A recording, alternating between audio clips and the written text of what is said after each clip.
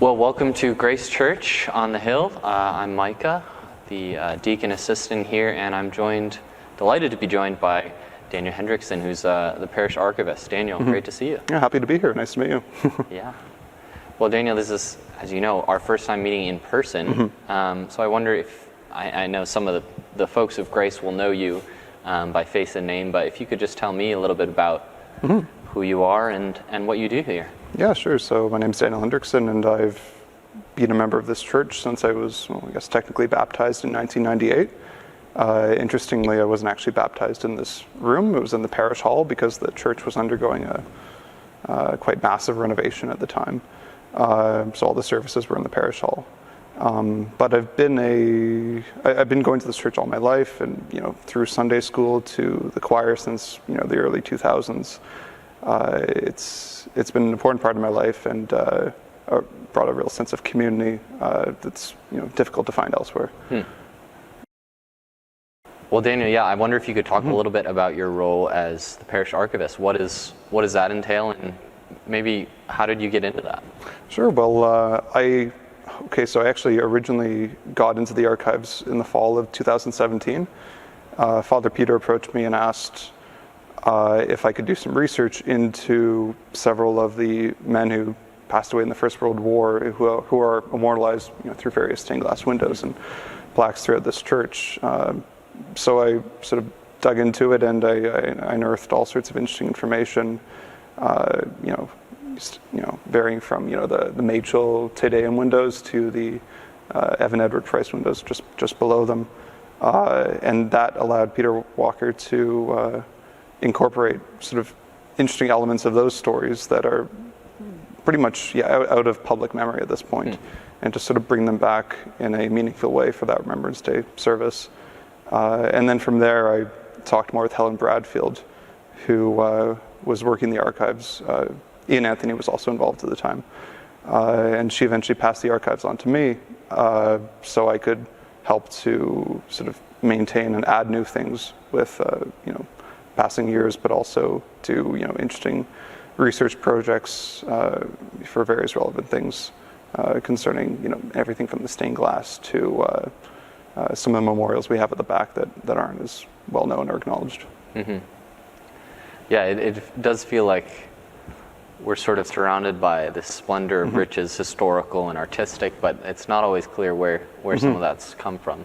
So it seems like important work. Yeah, and it's interesting because after the more I read into it, the more I can't help but look in any direction in this building and see something and see a story through all these stained glass windows. And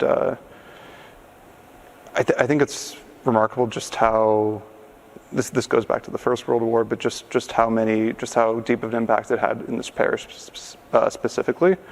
And many of these stained glass windows have sort of very deep emotional stories that I think add to sort of the weight of the artistic element as well. Yeah.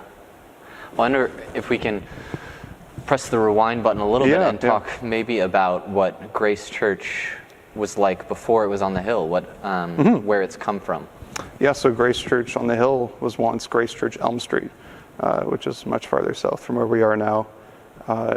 And it was actually founded as a low church. So during this period, there was considerable debate within Toronto, between the high church and low church movements. Many of the founding members of Grace Church Elm Street actually went on to help found Wycliffe College, which stood in contrast to Trinity College's high church stance. So it was definitively a low church. And actually, I believe that the first rector of Grace Church Elm Street actually had to leave after 6 months because his high church views conflicted a bit too much with the rest of the congregation. Yeah. So there's quite a bit of conflict right from the start. Yeah, and it's interesting because that really sort of was a defining aspect of the church for several decades, but it kind of seemed to go away in the 1920s after the move. That debate seemed to sort of hold less power in its way. Yeah. So besides the contrast between sort of the nascent low church culture and maybe some tensions within the diocese, what was Grace Church like at the start in that first building?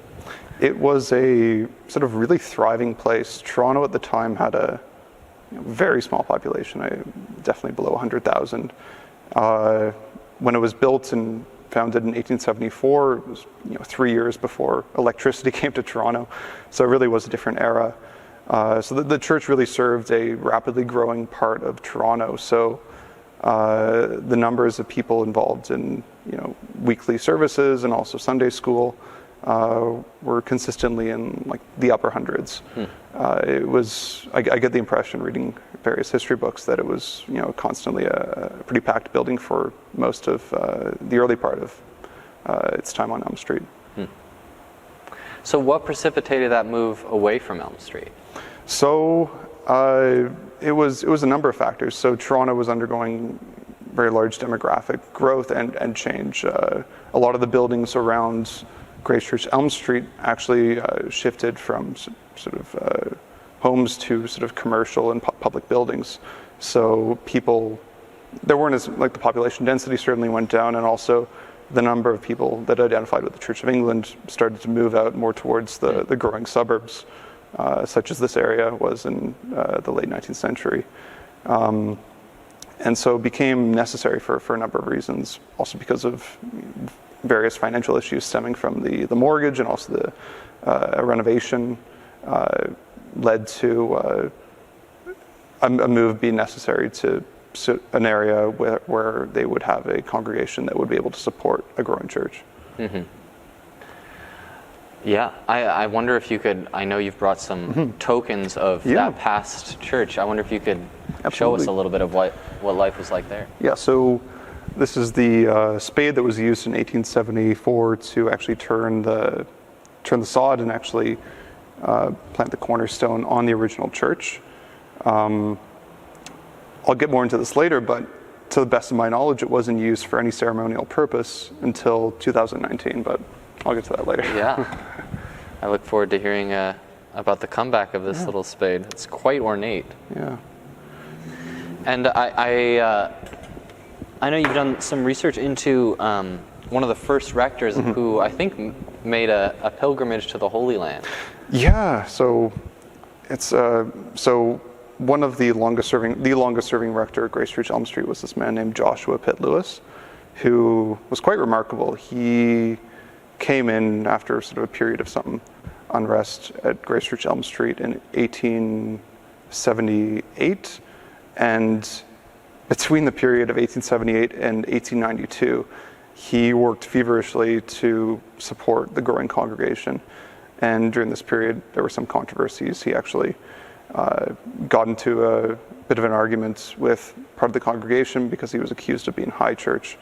But despite the difficulties within the congregation, he worked tirelessly to help grow it and serve it. And in all the accounts I've read, it sounds like he was quite overstretched. And the first 14 years, during the first 14 years, he never really took a proper holiday. And so, kind of somewhat typical of people in the 19th century, like William Wilberforce, he decided that he was going to take a several-month hiatus and take some time off. And so he actually decided to visit Palestine. He went specifically Jerusalem for several months. I don't know the exact time period. But while he was there in Jerusalem, he bought a crown of thorns. I really don't know any other details besides this. But yeah, he bought that while he was there and brought it back, and he actually was really well traveled. He also traveled to China, Japan, the rest of the Middle East, and he served as the minister until his death in 1906, so roughly, well over 20 years. And so I believe there's a plaque somewhere in this church dedicated to him. So he was a real sort of pillar of the early church. Yeah.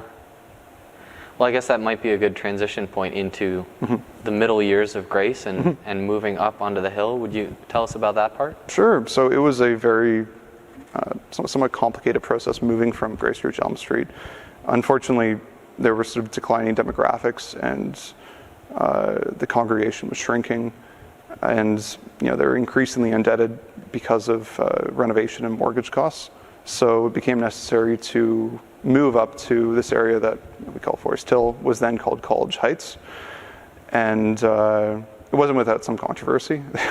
Actually, Christ Church, Deer Park, was quite unhappy about it because they felt it was sort of interfering too much in their parish, but fortunately in the long run, the population grew enough so both churches were able to serve both geographies sort of more or less fairly. But during this period in 1911, the church moved up to Lonsdale, and actually temporarily at 221 Lonsdale down the street, they held services there. At this point, the congregation was only several dozen people. And also, they held services temporarily in the old building of Christ Church Deer Park, which, quite remarkably, they actually moved up by horses overnight by pulling it up the street to Lonsdale. And that served as the building for about a year or two until the current building was constructed, and that was bought for about $300 in 1911 from Christ Church Deer Park. Yeah, wow.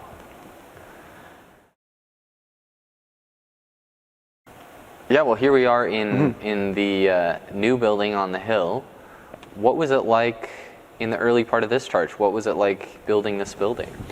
Yeah, so it's a really interesting story because this comes back to the high church, low church debate.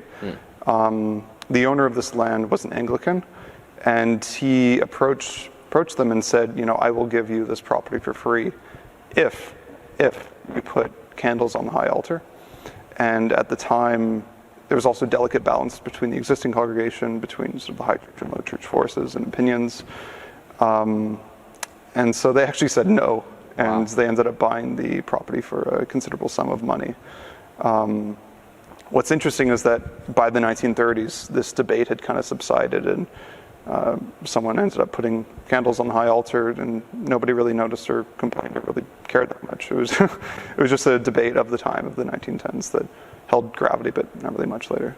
Yeah, I noticed there are indeed candles still there. Yeah, it's endured. Yeah. Well, this building is quite extraordinary, and I know that the architect is named Eden Smith, but that's about the extent of my knowledge. Wonder if you could fill that in. Yeah, Eden Smith was a really remarkable architect, and many of his buildings still exist around Toronto. Some in Witchwood Park, some much closer. The rectory right next to us was designed by him, and he had sort of interesting architectural takes on churches and public buildings. And the building that we're in now was designed, in his own words, he wanted to design at least like the layout inside, something to more closely mirror, medieval cathedrals or abbey churches, rather than sort of a typical parish church. And also just for parish church sizes, it is quite large. Yeah, the arches are just quite high up there. Yeah, and actually the building was going to be even larger, because in the original plans, which we have in the archives, there's he wanted to build a 96-foot bell tower, which would have gone just over there, and it would have also served as sort of the front entrance. Because of the cost of buying this land and also building the church and all the other costs incurred, it wasn't really feasible. I like bell towers. I don't really mind bells and smells, so I wouldn't have been opposed to it. But it wasn't to be. It wasn't to be, no. Yeah. So that may be our largest prop that we have here. What have you got there, Daniel? So this is the spade that was used by Field Marshal. This is his official title, the Royal Highness Arthur, Duke of Connaught and Strathearn, to turn the first sod in preparation for the building of the new Grace Church in the parish of College Heights, Toronto. So I believe this was, March 23rd, 1912. So this is when the first sod was turned. It's quite a beautiful trowel. Yeah. And so, the Duke of Connaught was also a Governor General at the time, Queen Victoria's son, actually. And he turned the sod just outside. And it was a really large ceremony attended by several hundred people, important dignitaries, and sort of marked the beginning of the current building here. Yeah, and there's a plaque, right, for to memorialize that moment. And later in the year, the cornerstone was laid in, I believe it was December 7th, 1912. And under this stone, I believe there was some, like a small sort of informal time capsule of various newspapers and coins and other trinkets were also placed just as a sort of good luck charm for the new building. But never been dug up to our knowledge. I don't know where it is now. Okay. Shoot. And also one other interesting fact about the trowel and the spade was that both sat more or less unused for well over a century, especially the spade. But in 2019, we planted a Vimy Oak just outside by the cenotaph. This is a really important moment in the history of this church because, I'm not sure if you know, but the Vimy Oaks originate from Vimy Ridge. So after that, important battle and sort of the formation of, Canada as a nation, a soldier brought home a bunch of seeds that he picked up from various oak trees that were just strewn about the battlefield. And he brought them home back to Canada and planted them. And that sapling, that tree we have now that's growing every year, is a descendant of one of those seeds. And Chris Leonard actually took the shovel out and dug a hole in which the sapling was planted. And we also used the spade as well to plant the soil onto the tree. And so it's just an interesting moment of continuity where both items, having not been used in 100 and 125 years or so, were brought out for this historic event to plant a tree that is going to be here in well over a century.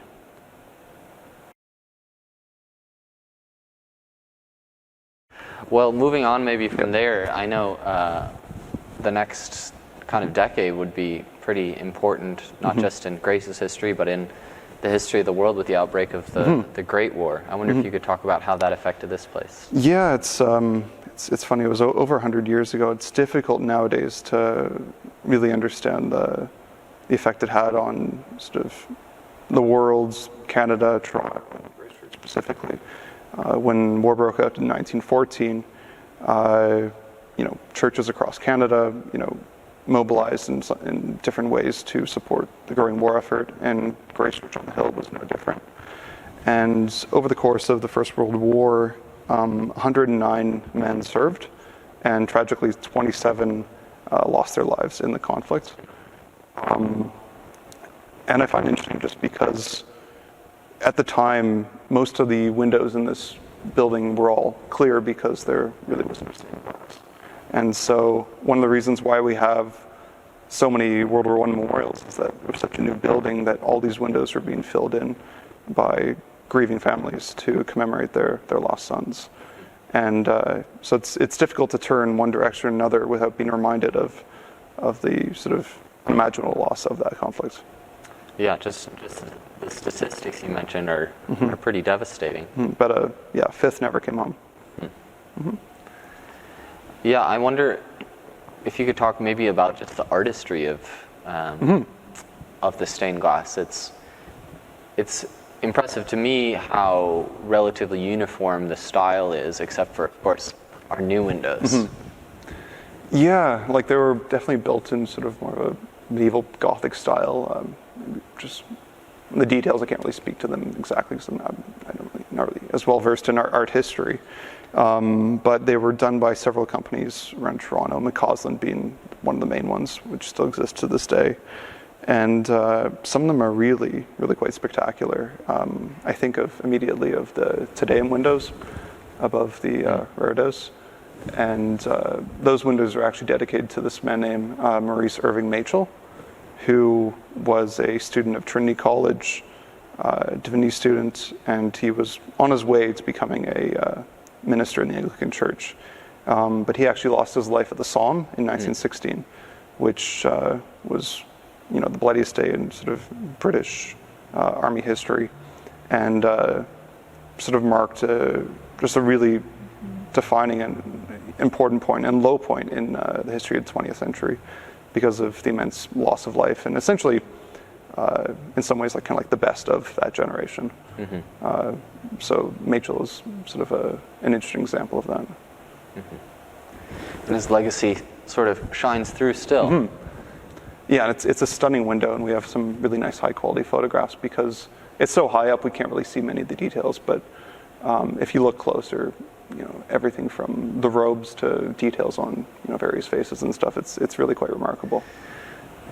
And I take it that that's not the only window that's a legacy of World War I. I wonder if there are other ones you want to point out. Yes, there's several others.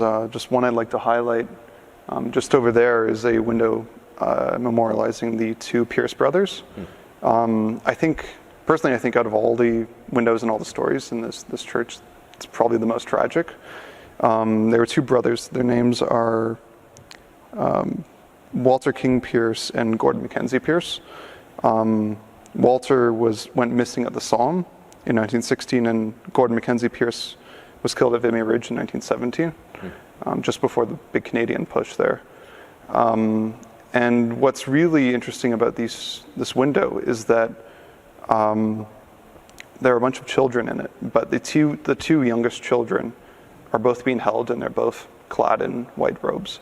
And it wasn't until like the second or third time I really looked at the window in detail that I realized that the father who commissioned and paid for these windows, I think almost certainly asked for his sons to be put into them. And I believe like these two children, their likeness is based off of his two sons. So it does add some weight to those windows because they're immortalized for all time in stained glass. Yeah, a really lovely picture of what we confess in faith in being gathered to God and Jesus. That's I think I'll look at that window differently now. Yeah. And there's also there's little clues and details in other stained glass windows they're kind of hidden in plain sight. Just behind us, the window dedicated to Charles Arthur Bell.